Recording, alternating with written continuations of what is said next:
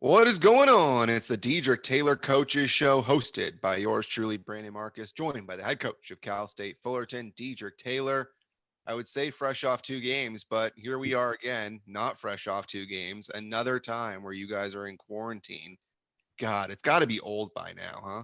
Yeah, I'll tell you what, it's emotionless. There's absolutely no emotion attached to this decision. There's no, sure we're frustrated, sure I'm disappointed for the guys, but I'm literally drained of emotion with this situation. Like I'm not attached to it. I don't even really know what's going to happen moving forward.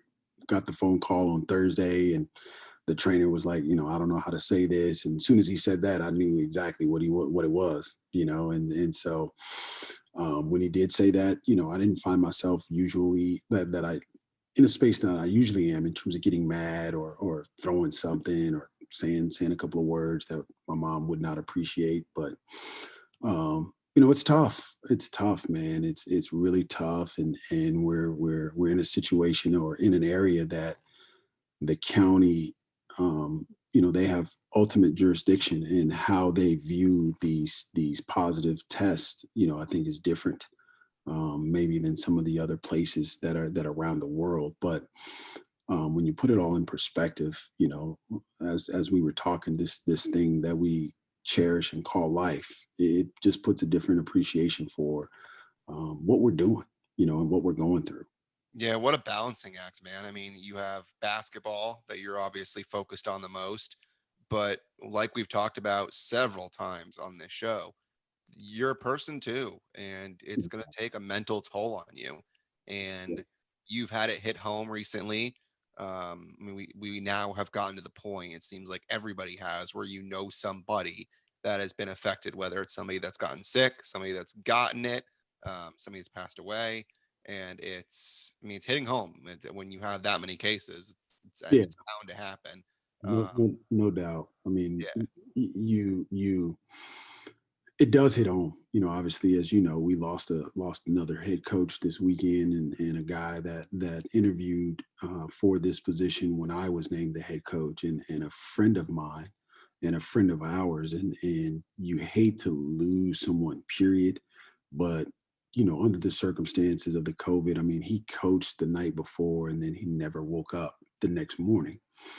And they're saying that it's due to COVID, and obviously he has some other underlying issues, health issues. But it just puts you in a somber space, to really, really, when you look around, and like I said before, you see nothing but darkness, and death. It definitely does something to you from an emotional space. It causes you to freeze, and it's done that, and it's weird. It's really, really weird, and it's a weird space to be in, and not, for me personally, and I'm going through it, but I'm worried about, not worried, I wonder about our team, our guys, and their age, and are they of the age to where it doesn't really matter? You move on. I don't know, but I told our team today, I appreciate the fact that they are here. I appreciate the fact that they showed up, and I told them I don't know what's going to happen next. I just know that we have 45 minutes to an hour to find a way to get better. And that was our practice today. And that's what we did. We found a way to get better. And really, all I wanted to see them do was just sweat, just get a good sweat and work their behind off, and then figure it out from there. What a journey it's been in the last year. I mean, you're talking now about how much of it's affecting you and how death has just been on your mind now and how much it hits home. And we go all the way back to the start of this, where you stared something like death right in the face, Yeah, and it didn't phase you as much. But now that it's hitting others, it seems like it's hitting home even more so than you thought it might have, because it hit you personally about a year ago with what you had um, with your illness. definitely.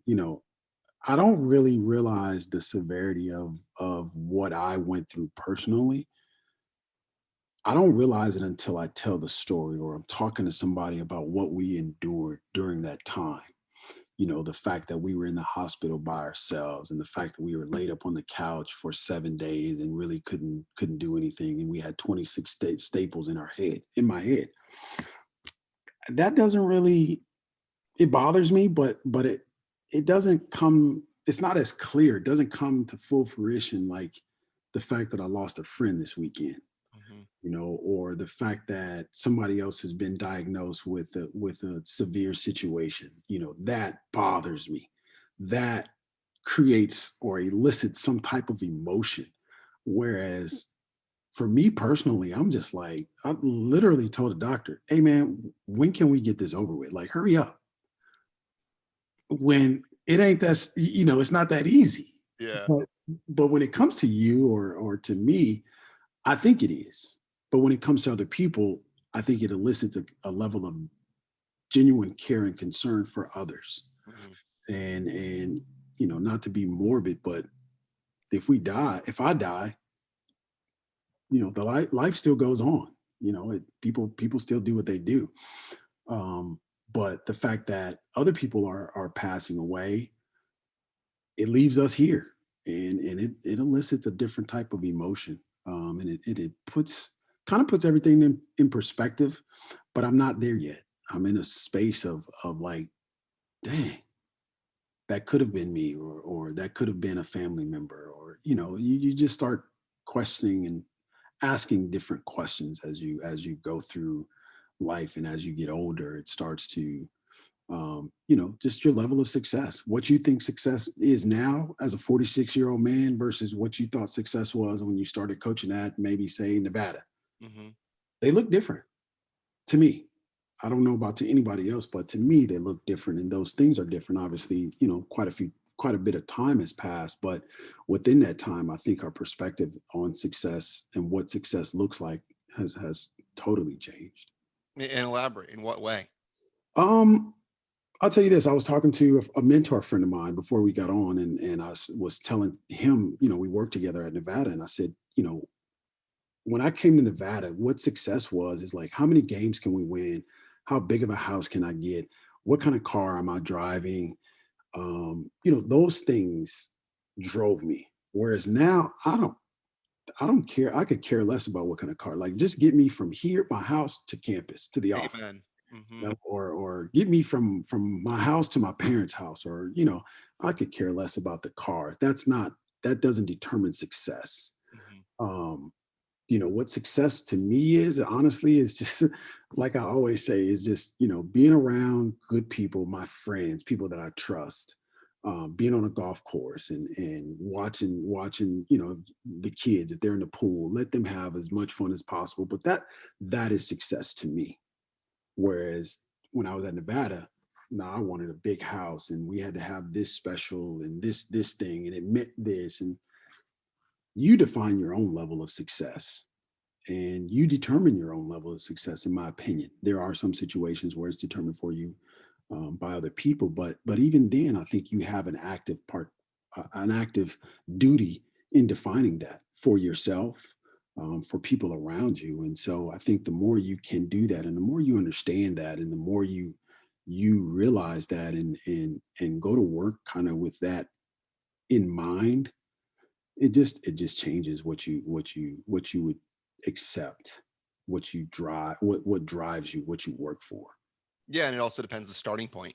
I mean, even for myself, it's you come out of college and success is getting a broadcasting job, No doubt. and you get that broadcasting job at a D2 school, and you think you're on top of the damn world, and then I'm sitting there making $40 a game, and, Yeah. that ain't success. But at the same time, it was success because that's what I got. I got a job in broadcasting, and then No doubt. moved to the D1 level, and there's only so many D1 jobs broadcasting wise, No but doubt. that still is not good enough. It Yeah. it it just depends on what your level of success is Yeah. and what you're doing at that level. I mean, for you, it was getting into coaching, and No you're doubt. able to do that, and then you got a pack. You were in the Pac-10 at the time, and you were an Yeah. assistant coach there, and you Yeah. got a head coaching job, Yeah. and it's still aiming to strive higher. No And doubt.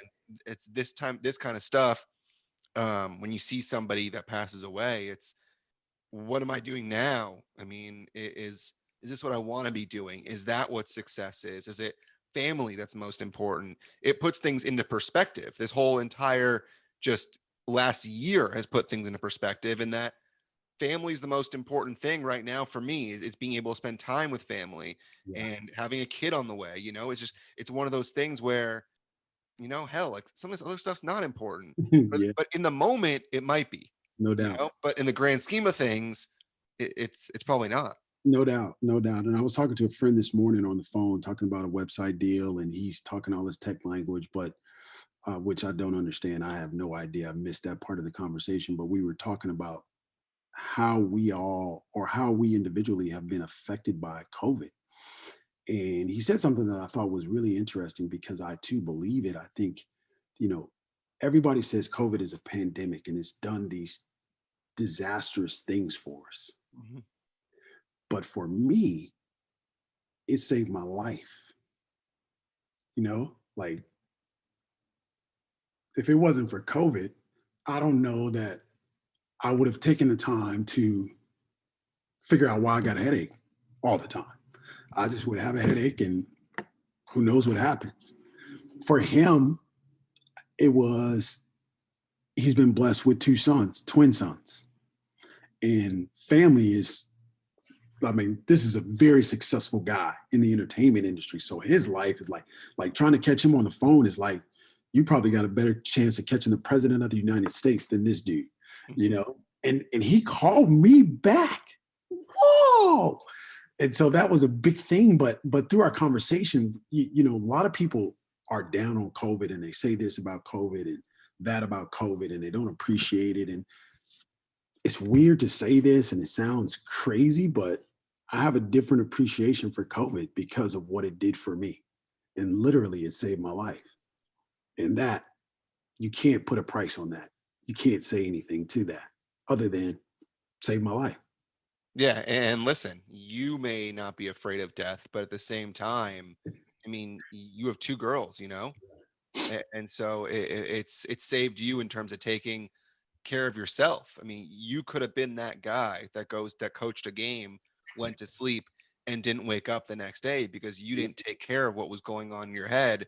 You could have had that thing going on and just tried to continue and power through it and not taking care of it, and that would have been the reason why Yeah, you didn't wake up the next day.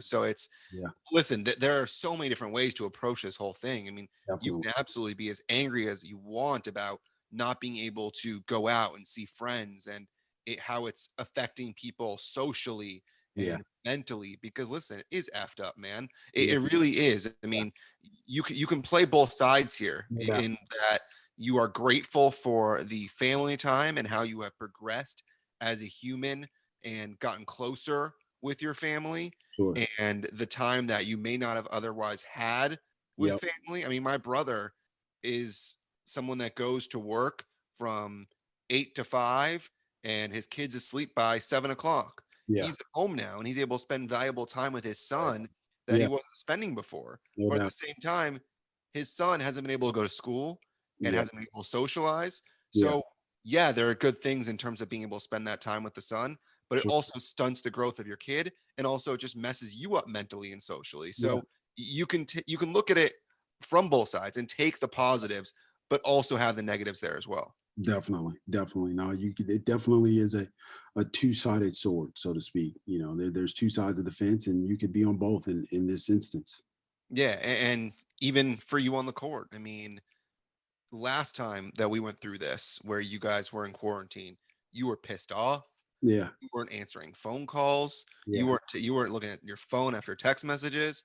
Your ass called me right away, and you were you were like, all you could do was just laugh. It's like, here we go again. No Like, doubt. this is happening again. Like, here we go. Yeah. It's one of those things where it's how you approach it, and now you're looking at it as, what, it's there. These are kids. They're Yeah. actually adults. I mean, Jay Billis went on a little rant on ESPN earlier today, but like, let's start treating them as adults, that they need Sure. to be responsible. And Sure. frankly, your guys do need to be responsible. I mean, Yeah. they knew what they're doing coming into this, No and doubt. they knew that by not following all the rules, that it was going to end up affecting your entire team. No And it's question. done that several times now. And as pissed as you want to be, which you rightly could be, Hmm. it's now at the point where you've done all you can do as a coach and told them all you can do. And now it's on them Yeah, to take you home. no So doubt. it's a That's tough place to be in.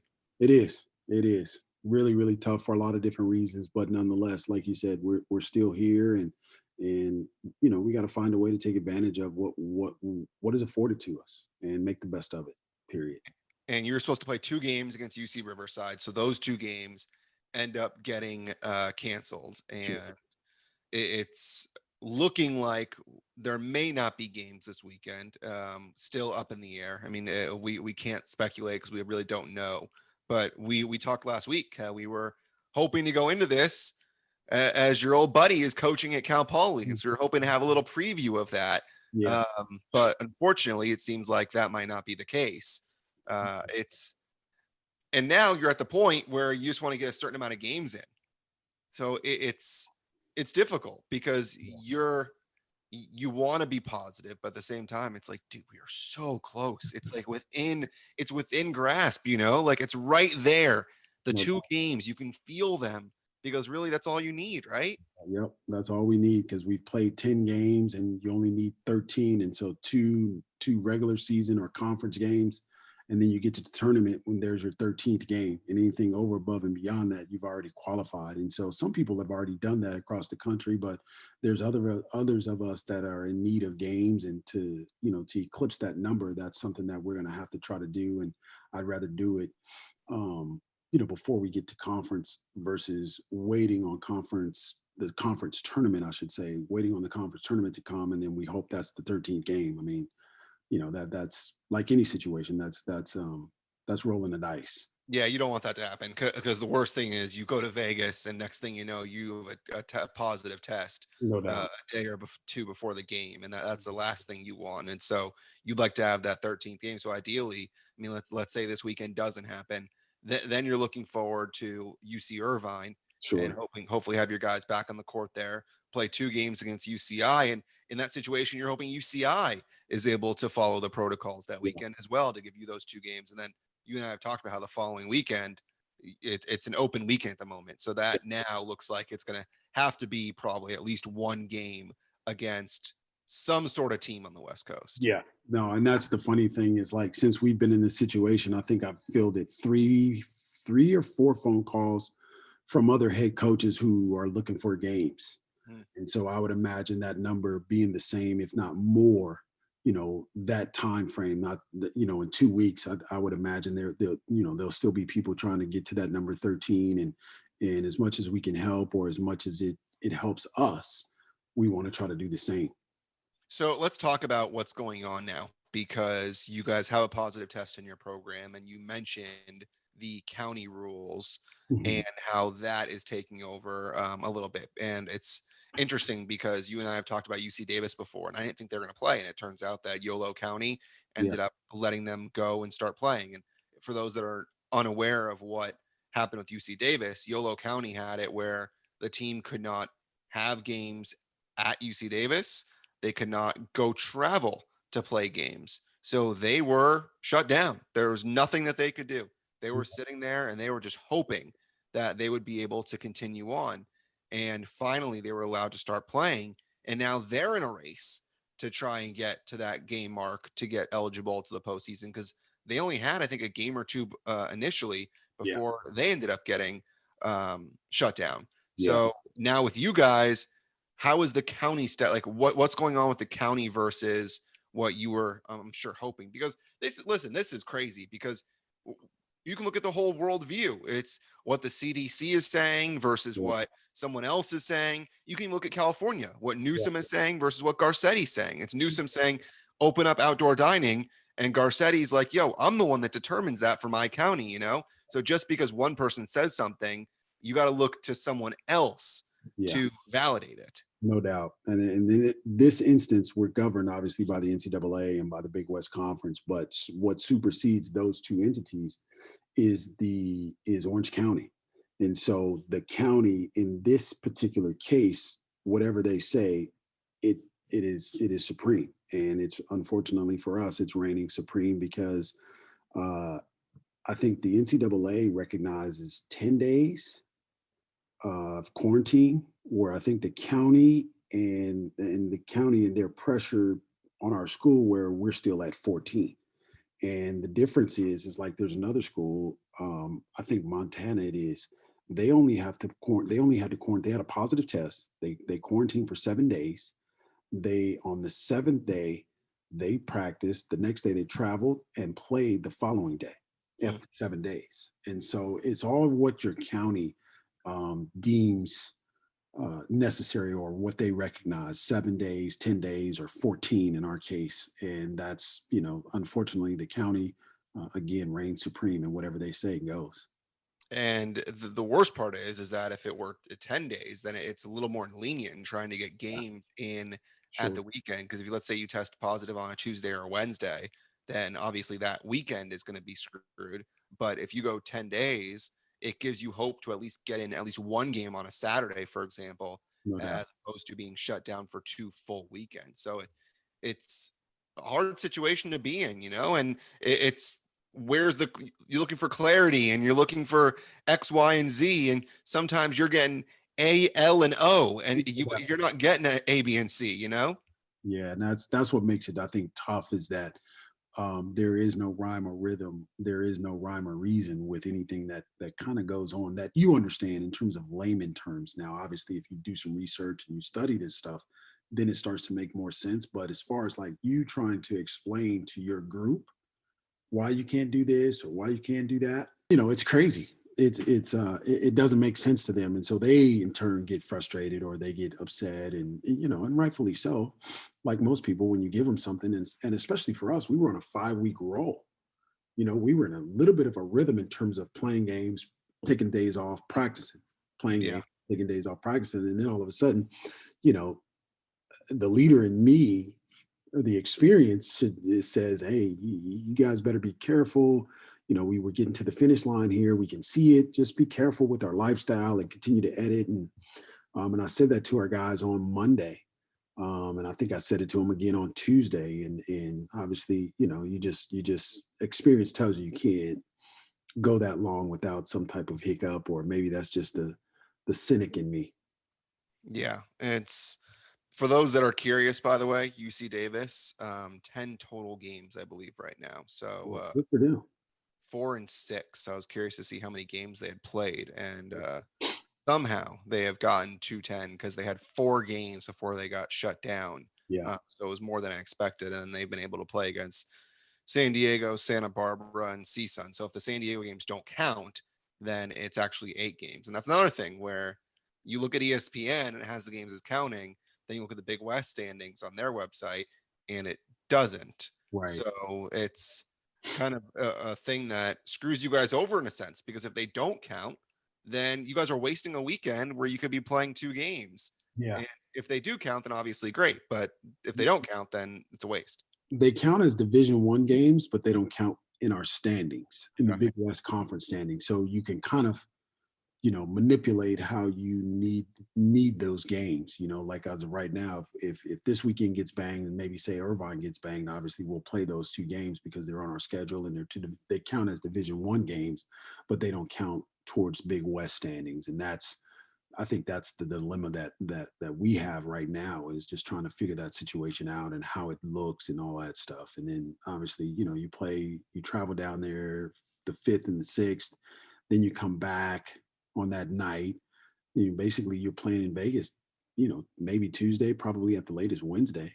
Mhm. So, all that stuff plays to account, and you feel like a CEO making business decisions as opposed to just rolling the ball out there and let's just go play. Yeah, let's play basketball. Have you heard anything, by the way, about Vegas in terms of what it's going to be like with the teams in the hotel and the testing and the bubble that they're supposed to try and create? I have not heard any of the details other than I know where they know where we're staying or where we're supposed to stay. I think it's Mandalay Bay and whatever their sister property is. And you're There, playing there too, right? I think we are playing Yeah. there, but again, I don't know the details. in regards to what that looks like, what the testing looks like, and all that stuff. I think our trainers tried to talk about it a little bit, and I don't care. Just poke me and let us play. Mhm.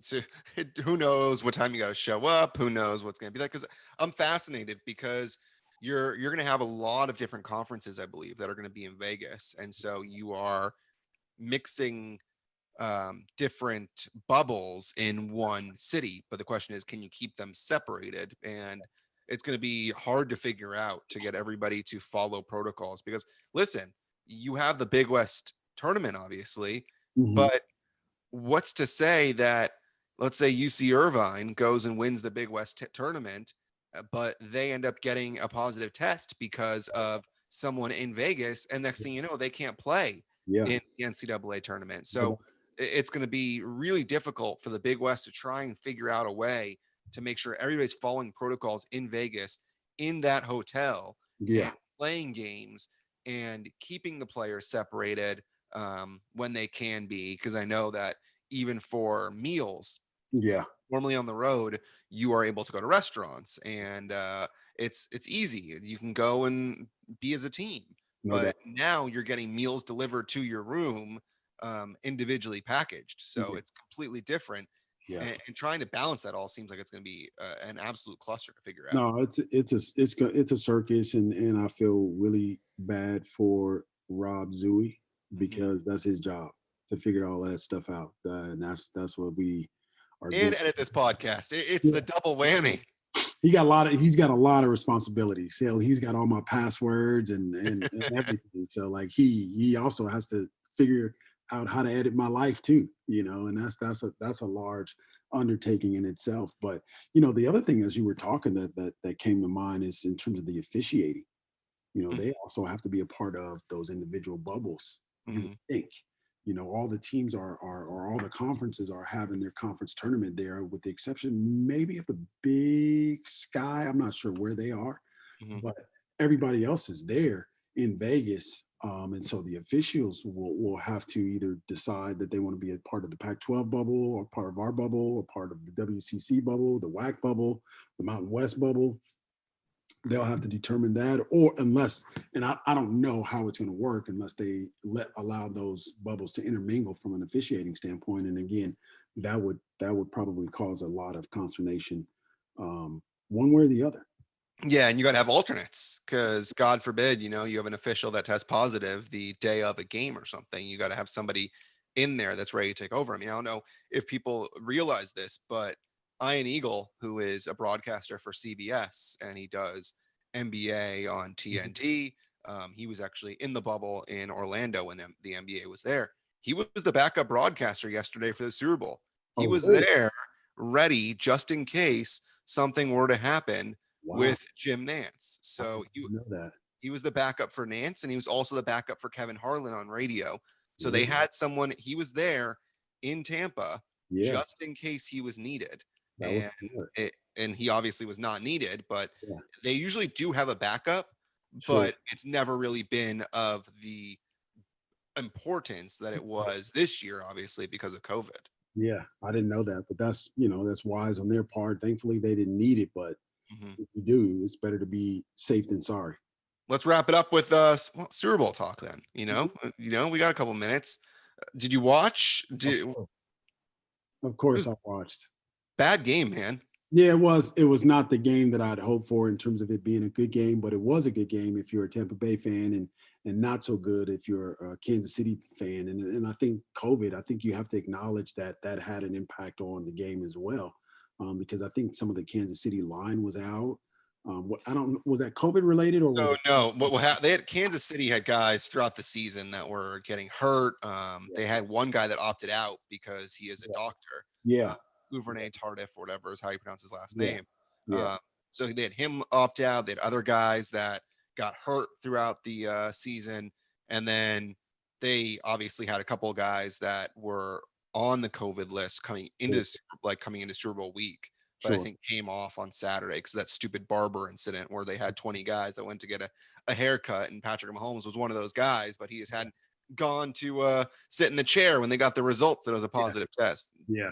Yeah, no, it's interesting, but I mean, what can you say that you can't say enough about what Tom Brady has accomplished. I mean, he himself has more Super Bowl rings than any franchise in the NFL. Just think about that and put that in perspective and think about his age and what he's been able to do and what he does. And I think the important thing, one of our assistants said today is that Tom Brady, when he was with the Patriots, I think they were one of the winningest franchises in the NFL, and Mhm. he chose to go to one of those franchises that were probably at the bottom, Yeah. and he elevated them to where they were, which is a Super Bowl, which is the pinnacle of everything that we do. And so um, you can't do anything but tip your hat to Tom Brady and what he's done, and just again his the amount of pressure that he puts on guys, even if it's not verbal, his performance, what he does and his ability to read defenses and know what the defense is doing and what's available because they did that. It puts a different level, I think, of preparation pressure on guys to be on point because you are playing with Tom Brady versus, some of the other guys that are out there. And he demands that. He commands that. You have to be that. And so, I saw on some talk show, does him winning the seventh Super Bowl, does it end the GOAT talk? I think they'll always be out there, but Tom Brady in a lot of books has to go down as one of the greatest, if not the greatest player. And I'm not saying just NFL. I'm saying across the board, across any professional sports environment. He's the ultimate competitor, and I probably have to say he's one of the ultimate winners. The guy has seven Super Bowl rings, and let's not mention that he's been there 10 times. That's 18% of all Super Bowls that he's been to. Yeah, that I mean, you can't do anything but tip your hat to the dude and what he's been able to accomplish over his career.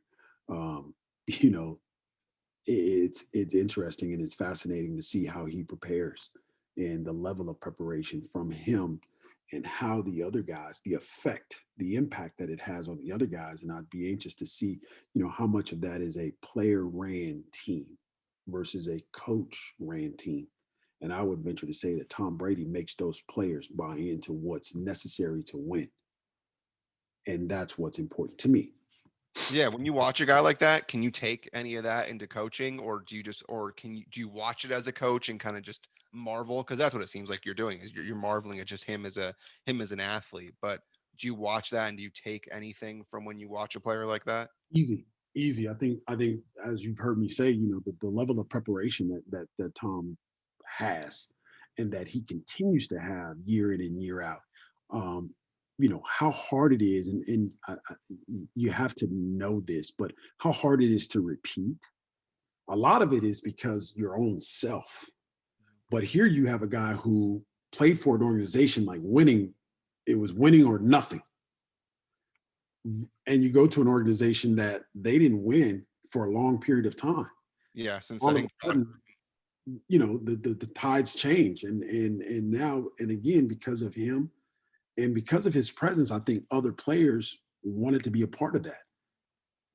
Other players text him, "Hey, what is it like, or can we get down there with you?" He brought a guy out of retirement for God's sake. I mean, like, and guys don't do that unless they know or have an idea that it's going to lead to the pinnacle of success. Yeah. And I think that's what Gronk did, and that's what he knew, that there's a good chance we're going to experience a level of success, and some of those other players that weren't there. And now you're hoping that you achieve some level of success this year with your guys' squad. It's just about getting it on the court Yeah, I'll and tell you what, playing games. that is a success. Being on the floor, that's a success. Just getting to the court, being in the game, having refs run up and down. That's a level of success. And obviously we don't want to stop there, but definitely we want to get on the floor. We want to play. Which is I want to play for this group. They want to play. They feel like they have something to prove, and there's an opportunity, and so we want to take advantage of that. And that's what our focus is. And so we'll be back next week and we'll talk about the week that was and the weekend that either was or was not and what is next. Don't forget, you can always email the show, dtaylorcoachesshow@gmail.com. That's dtaylorcoachesshow@gmail.com. We love having people reach out and contribute to the show. And Yeah, also, if you're interested in sponsoring the podcast, being a sponsor of the podcast slash show, if you're watching on YouTube, hit us up there as well, dtaylorcoachesshow@gmail.com. Rate and review on Apple Podcasts, wherever you listen, Spotify, um, wherever. And it's great. It's great. YouTube, you watch it if you're watching. Subscribe. Awesome. Tell your friends, and we appreciate it. definitely. It's a blast. Continue building this and continue to find success in whatever way you can. That's I think the moral of the podcast here is finding success in whatever way you deem No as doubt. success. So, Dedrique, it's been fun. Not a great situation, obviously, for you guys to be in, but you've been a trooper about it, and so we'll catch up again next week. Definitely. Looking forward to it. Thank you so much. Take care. So until next time, I'm Brandon Marcus. That's the head coach of Cal State Fullerton, Dedrique Taylor. This has been the Dedrique Taylor Coaches Show.